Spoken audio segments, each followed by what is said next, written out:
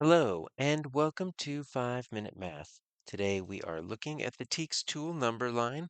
We are solving problems related to TEKS 5.3K, and we will solve it in 5 minutes or less. If you haven't done so already, please go ahead and take a moment to pause the video, work this problem out on your own, unpause it, and we will look at our answers together. So we've got a gardener using a pretty big 6 pound bag of flower seeds to plant 3 flower beds, and then we've got bed A, bed B are given. We're unknown for bed C. We're using the whole bag, and so how many pounds of seeds does the gardener use for bed C?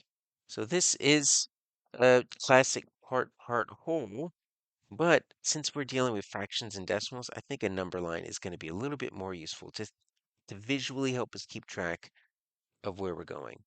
So what is our total? I'm going to use that. Now I'm going to go ahead and just split up a number line into, it's going to go from 0 to 6. All right, so in order to make 6, what I want to do is I just want to kind of break it up into thirds and then break each third into half. All right, so that's roughly going to be my approximation of my 6 pound bag.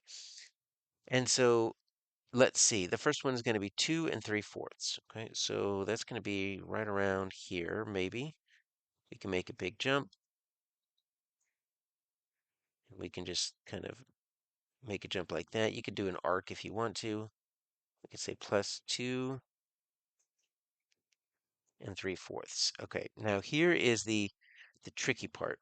So this is going to be 2 3/4, obviously. We're going to add 1.6. Okay, so we've got some options.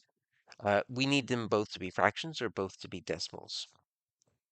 If we want, we can turn 1.6 into a fraction, right? So 1 and 1.60 is 1 6/10, right? Because that 60 hundredths is the same as 6/10. Now I need to find a common denominator between the fourths and the tenths. So we can, it's going to be 20, right? So we need to double this. We're going to get 1 and 12/20. Then we're going to take our 2 3/4, multiply that by 5. Don't forget that whole number 2 and 15/20.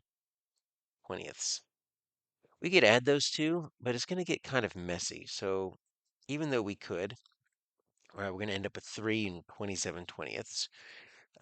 Let's do it with decimals first. I think that's a little bit easier. Then I'll show you how this works out.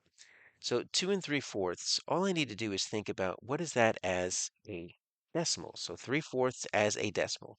We need to think 3/4 is like 3/4 because there's 4/4, 4/4 in a dollar. So 3/4 makes 75. So this is something we need to memorize, and it'll become a standard in 6th grade. 3/4 is the point is same as 0.75.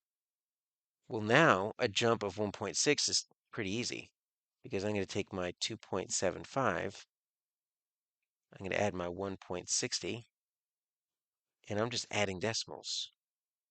So in this case, adding decimals is going to be a lot easier, 4.35. And so I'm going to add 1.6, and I'm going to get right here, I'm going to call that 4.35, and this is a plus 1.60.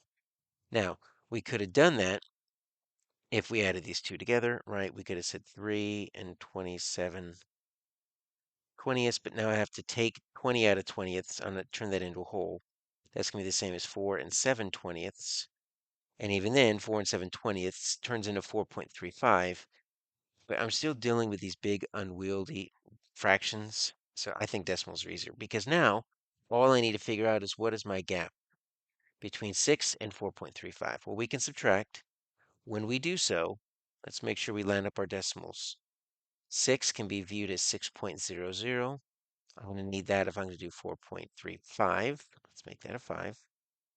I'm going to need to regroup twice. So that's going to be 10/10. Take 1, leave 9. I've got 10/100. That's going to be 5. It's going to be 6. 1.65 or 1 and 65 hundredths.